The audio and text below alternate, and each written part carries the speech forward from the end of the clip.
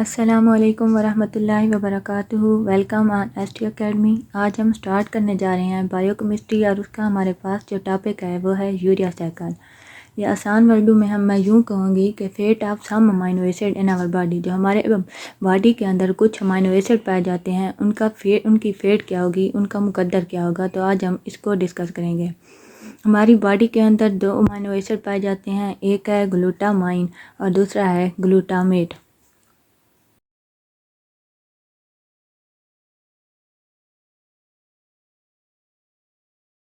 इस urea cycle को सबसे पहले डिस्कवर किया है 1932 में सर हांस और उसके साथ क्या है कोरेट हंसलेट।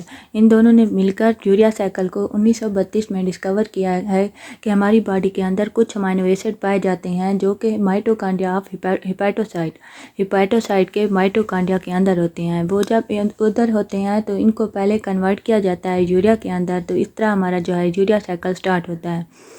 अब हम देखते हैं कि यूरिया साइकिल कहाँ से स्टार्ट होगा। यूरिया साइकिल हमारा स्टार्ट होता है ग्लूटामाइन से। ये ग्लूटामाइन है, इसका मैंने फार्मूला शो किया हुआ है। ये हमारे एक पेरिफेरल टिश्यू के अंदर है, वहाँ से ये इंटर करेगा माइटोकॉन्ड्रियल मैट्रिक्स के अंदर। तो माइटोकॉन्ड्रियल लीवर के माइटोकॉन्ड्रियल मैट्रिक्स के अंदर आएगा। तो ग्लूटामाइन बिल्कुल वैसे आ गया। इसके बाद हमारा जो ग्लूटामाइन है ये कन्वर्ट होगा, इसकी होगी डी अमाइनेशन।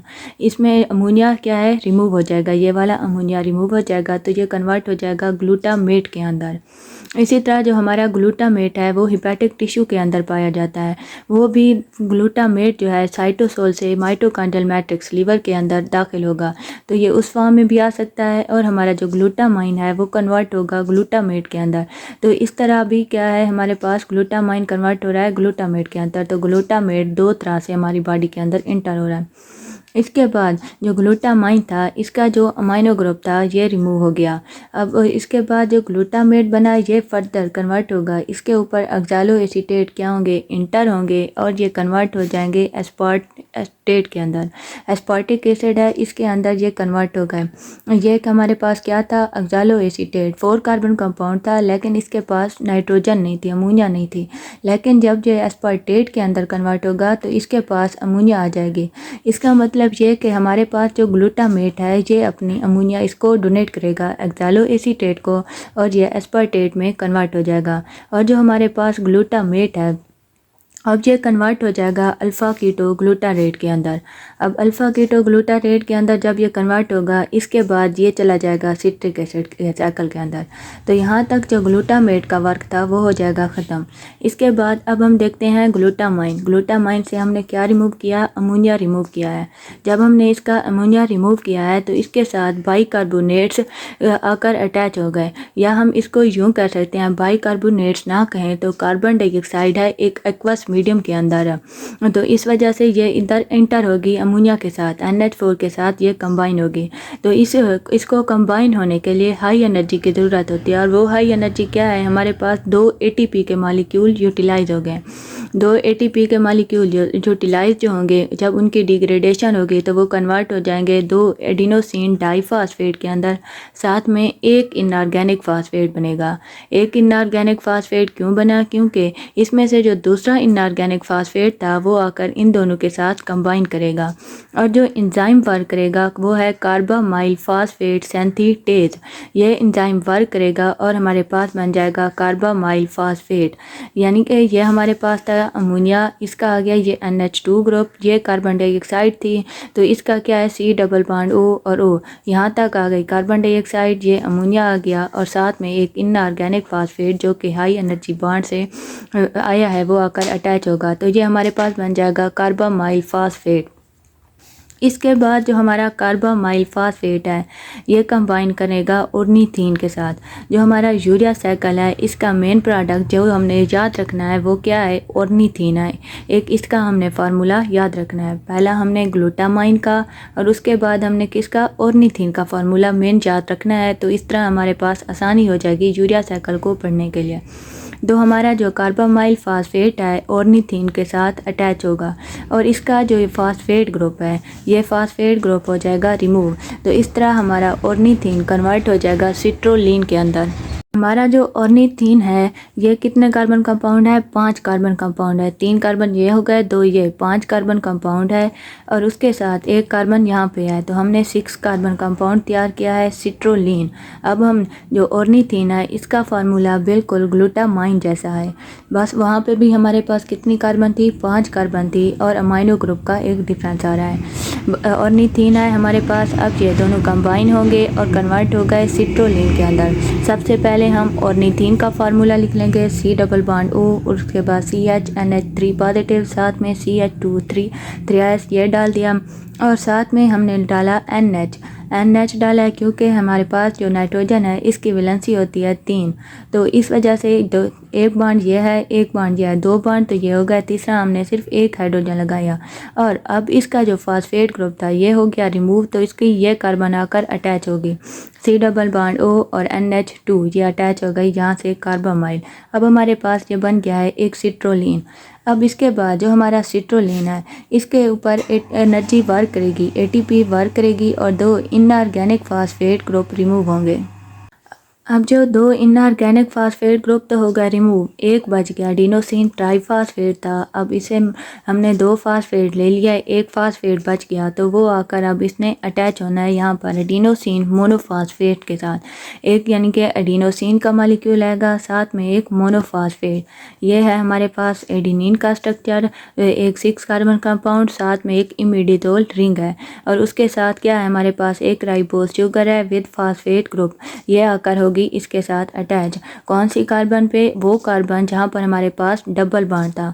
अब यहाँ से जो है हमारे पास ऑक्सीजन क्या है रिमूव हो जाएगी और जो डबल बॉन्ड था इसमें से एक बॉन्ड इधर शिफ्ट हो जाएगा, तो ये एक बॉन्ड इधर शिफ्ट हो गया।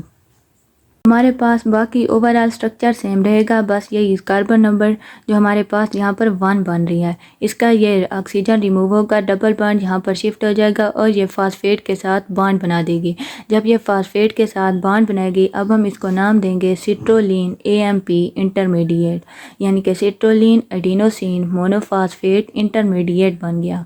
इसके बाद जो बना था हमारे पास एस्पार्टेट, कहाँ पर, ग्लूटामेट से हमने ऑक्सालो एसीटेट को ऑक्सालो एसीटेट जब इंटर हुआ तो इसने ग्लूटामेट से ये वाला अमोनिया ग्रुप लिया था तो एस्पार्टेट बना था। अब ये एस्पार्टेट आकर यहाँ पर होगा इंटर, कहाँ पर आकर सिट्रोलीन AMP इंटरमीडिएट के बाद होगा इंटर और इसमें से एक AMP मॉलिक्यूल जो है वो रिमूव होगा।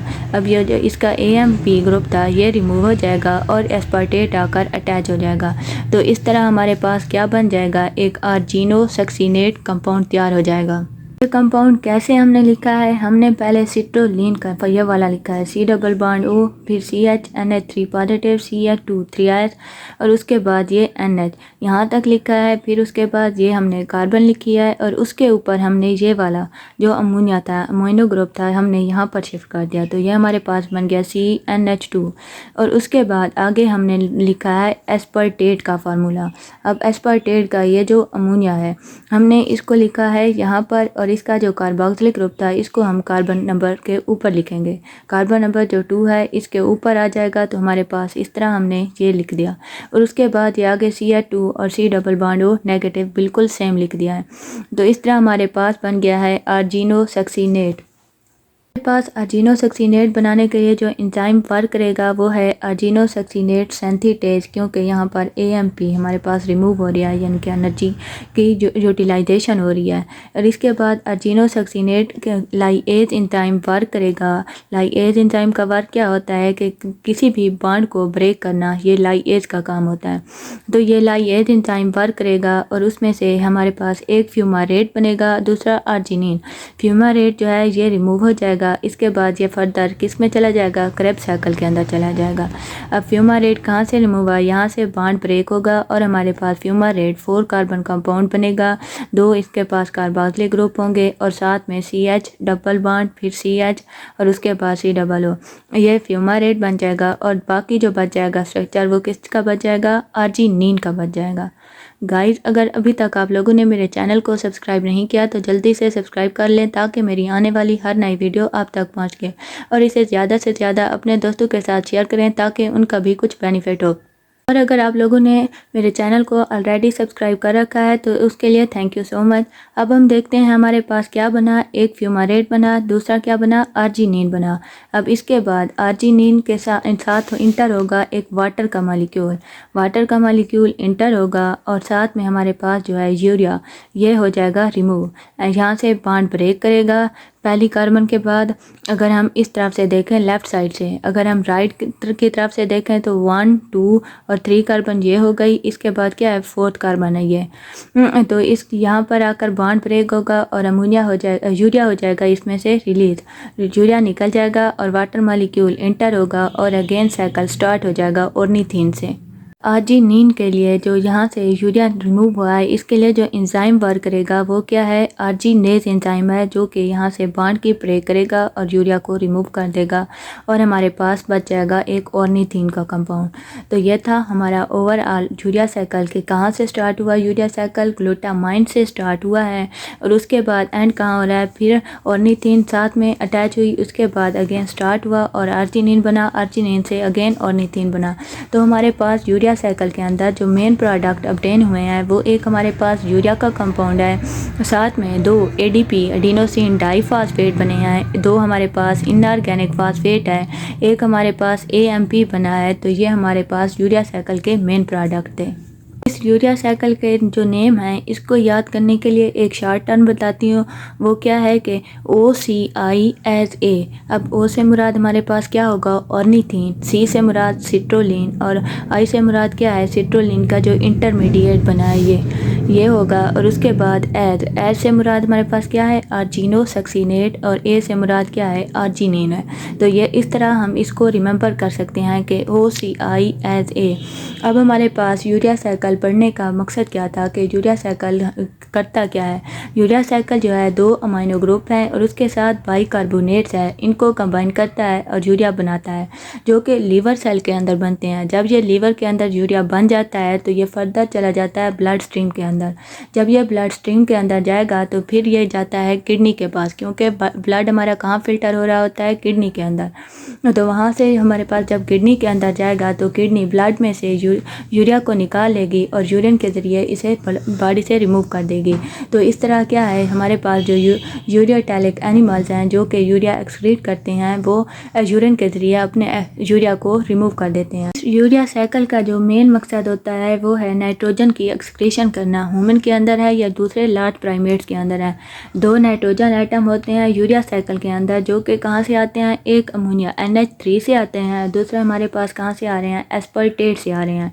और जब ये एस्पार्टेट से आते हैं या NH3, जब हमने ग्लूटामाइन को कन्वर्ट किया था ग्लूटामेट के अंदर, तो यहाँ से जो NH3 प्रोड्यूस हुआ है, तो इन दोनों को, अमाइनो ग्रुप को, हमारी ह्यूमन बॉडी के अंदर मेटाबॉलिज्म नहीं है कि वो उसको मेटाबलाइज कर सकें, इसकी ब्रेक डाउन कर सकें। तो इस वजह से ये पहले हमारे किडनी के पास जाते हैं। किडनी क्या है, इसको फिल्टर कर देती है एक्सक्रीशन के लिए, और स्मॉल अमाउंट ऑफ जो हमारे पास यूरिया होती है वो कहाँ चली जाती है, स्मॉल इंटेस्टाइन के अंदर। जब ये स्मॉल इंटेस्टाइन के अंदर जाती हैं, वहाँ पर जो बैक्टीरिया होते हैं वो इसको क्लीव कर देते हैं, यानी कि इसकी ब्रेक डाउन कर देते हैं।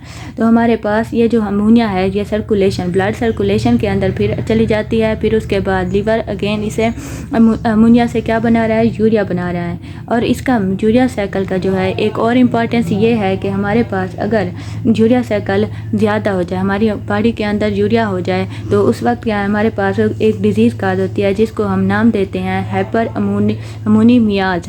डिजीज़ का नाम क्या है, हाइपर अमोनीमियाज। इसका मतलब क्या है, जब हमारी बॉडी के अंदर ज़्यादा हो जाए यूरिया की एक्सक्रीशन यूरिन के ज़रिए ना हो रही हो, ब्लड के अंदर ही रह जाए, तो इसकी वजह से डिजीज़ काज होती है। इसके बाद एक और इम्पॉर्टेंस यह है कि यूरिया साइकिल हमारे पास कहाँ चला रहा है, क्रेब्स साइकिल के साथ भी इसका लिंक है।